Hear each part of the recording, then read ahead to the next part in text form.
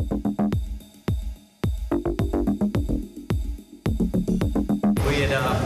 thought we were doing well. That we were that area was a little more maybe, but we were confident. We've already talked to some members who were going to vote with us in the second ballot.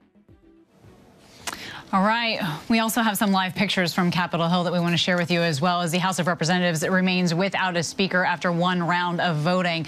There you see Ohio Congressman Jim Jordan coming up short despite growing pressure campaign on fellow Republicans. It appears that House Judiciary Chairman and conservative Firebrand will need to work even harder to corral those votes that he needs to become Speaker. This as we await another round of voting that is now slated for tomorrow morning at 11 a.m. Eastern. So I want to bring back our panel, which joining us right now is former Virginia Congressman Barbara Comstock, president of Next Gen America Christina Sensoon Ramirez, and ABC News political correspondent Rachel Bate, and of course Mike Muse as well. Thank you so much for being with us. And Rachel, we'll start with you. You've been covering this all day, all week, all month, if you will. So, and you always say that margins matter. So give us a rundown of the key players and the numbers that coincide. Well, Kana, it is not looking good for Jim Jordan. If he had lost only about 10 votes, maybe he could continue with these pressure tactics to sort of get people in line. But 20, that's a lot to overcome. And I mean, we've seen Jim Jordan has basically disappeared behind closed doors and is meeting with a bunch of holdouts trying to flip votes. We know he flipped one, a lawmaker named Doug LaMaffa. But there's a reason he canceled the vote tonight after potentially scheduling one for 6 o'clock and moved it to tomorrow. That's because they're not seeing the type of progress they need to see for him to really stay viable as a candidate right now. And in fact, you're seeing this sort of flailing going on with Jordan allies, where they're blaming other people like House Majority Leader Steve Scalise, who they say hasn't been leaning on his allies enough to back Jim Jordan. So it's really a fascinating dynamic right now. And meanwhile, I would just add that we're seeing Jordan critics, they're starting to sort of smell blood in the water. Some of them are predicting they're going to have a number of additional people vote against Jordan during the next round of votes. And it's interesting because a lot of these members are members that are typically team players who rarely sort of cause chaos in the House. Well, they're sick of it. They're sick of, conservatives sort of choking them around, and they really don't want to see a Jim Jordan as Speaker, and they're putting their foot down for the first time in a really long time.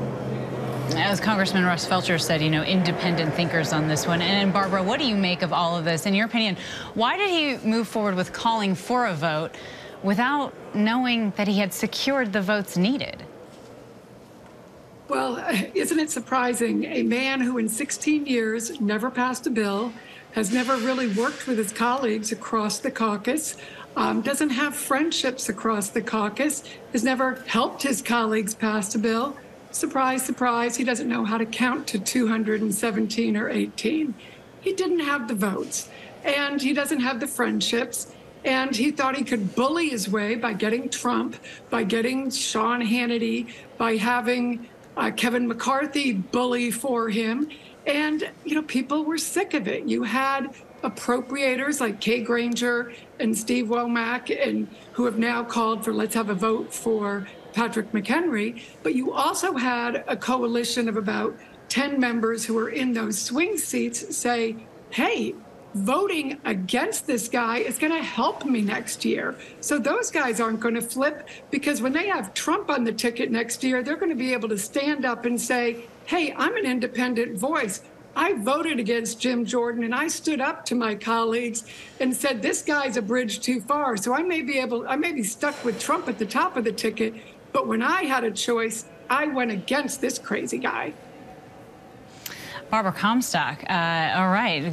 Harsh words, apparently, for Jim Jordan. Christina, what are you hearing? He was a thorn in everybody's side, and he's not going to get these votes now. He was always, he never did a favor for anyone in that caucus any time that I've ever seen. And so he is going to have more people coming out against him, because it's only because people were intimidated and bullied, and they're sick of it. All right, that is a very fascinating insight into how he is perceived amongst his colleagues. And Christina, what are you hearing from Democrats about this? I mean, Democrats are just watching this, and almost like the rest of the American public, just completely aghast that this is even happening. The fact is that Hakeem Jeffries, the Democratic minority leader, has garnered more votes than Jim Jordan for the second time in a row. So, I mean, you're seeing Democrats extremely united, watching this chaos.